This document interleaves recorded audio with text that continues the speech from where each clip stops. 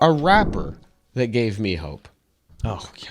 You know what I'm talking about. Oh, yeah. I listened to him on the lawnmower. Nice. His name is Dax. Every once in a while, I don't really listen to rap music that much, but when I find one that feels really honest, Yeah.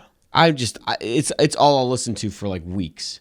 I would remember I was really into Propaganda.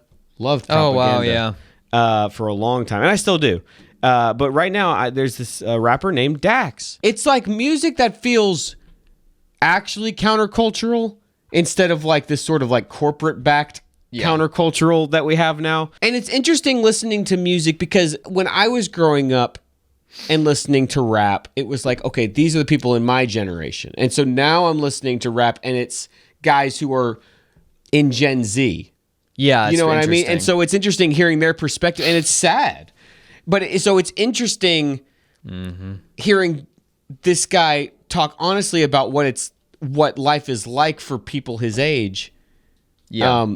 And hearing him be aware of the fact that it's sad. A lot of times you hear this music and you think, boy, that's sad, but they don't realize it's sad. Yeah. This guy's like, no, this is sad what's going on. He's got music about, he's got a song called Dear Alcohol.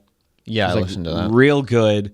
It's not just like, oh, alcohol is bad and I'm addicted to it. It's like him actually working through like, you know, I'll pour a drink and then pour it out.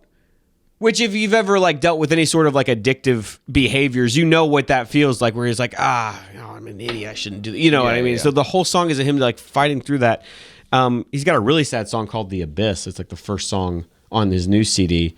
Just talking about like, It is good. just trying to work through all the things going on in his head. So it's like music about mental health, but like actually like, no, here's what it's really like, not like this. I don't know. Well, what's the song? The song I really like. Yeah, I was going to say that one too. To Be a Man. To Be a Man. That's what it was. And I really like that song because I told Sarah, I had her listen to it, and I told Sarah, I was like, it's cool that people have just been dogging on men for the longest time now. And at some point, I was like, the culture's got to... It's got to switch back to where you feel empathy for men. This song felt like a shift in that direction of being like, hey, guys have it hard. And you don't really realize it. Yeah. You can't just, they can't just be the one people group that you can just crap on all the time. I'd never heard a song that talked about, what it's like to be a man, but it was like, no, it's hard for. I think that's why I like his music, is because it sort of plays to that Gen Z sort of like, we're a lot more aware of our mental health and that kind of thing. Yeah. Which when that becomes such a focus can feel like, okay, but yes, that's true.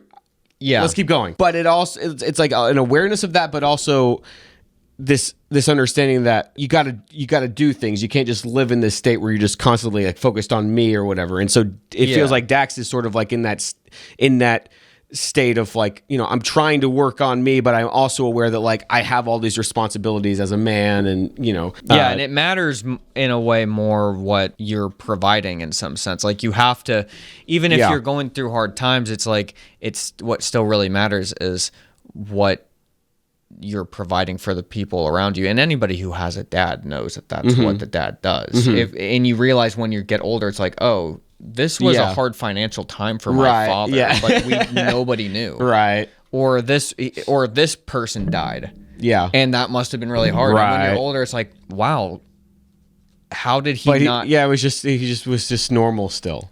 Yeah. And it was just okay, well, we got to keep going on. And so you appreciate that more when you get older. And so I think this song does a great job at kind of portraying that. Without kind of having this like, oh, woe is me attitude. Yeah. I think that's why I like it a lot. I like his music because he talks a lot about what is hard without sort of this woe is me attitude. Yeah. And a lot of it, I think he comes from like a Christian perspective. It seems like it. Yeah. I know I saw Lecrae on one of his songs, so he's at least in that world or whatever, but it's really good. It's good stuff. So check out Dax. Good stuff, and that gave me hope. Anytime I find any sort of media like music or movies that really feel, is there going to be a shift in media at all? Because you can look at music from like 30, 40 years ago, and it's completely different than now. But you never, when it's the music you're listening to in your era, you never feel like you see that shift. It just happens over the decades, but it does sort of feel like right now we're in the middle of one of those shifts. Well, and a lot of it is because of 2020, 2021. Right. That was like the right destabilizing period, and so and this is what came out of it. It's very interesting.